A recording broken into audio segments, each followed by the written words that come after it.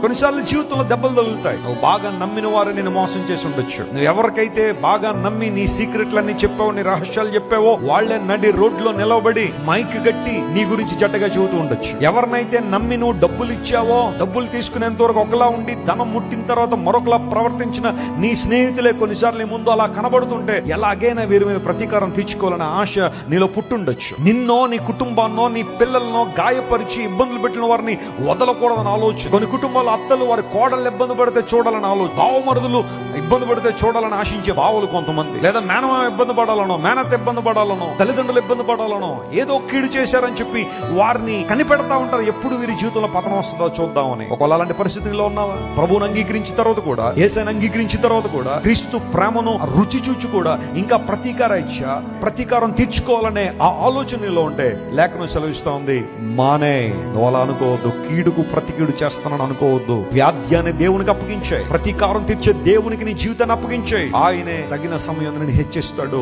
ఎక్కడైతే నేను అవమానించారో, ఎక్కడైతే నేను తక్కువగా మాట్లాడారో, ఎక్కడైతే నేను గేలి చేశారో, అపహాస్యపు గీతాలైతే నీ మీద పాడారో, ఎక్కడైతే నీ నాశనాన్ని చూడాలని ఆశపడ్డారో, అక్కడే ప్రభు నేను లేవనెత్తి నిన్ను నిలవబెట్టి అనేక మంది దీవెనకరంగా, ఆశీర్వాదకరంగా దేవుని ఉంచబోతున్నాడు. నమ్మిన వారు స్తోత్రం చెప్దాం. హల్లెలూయా.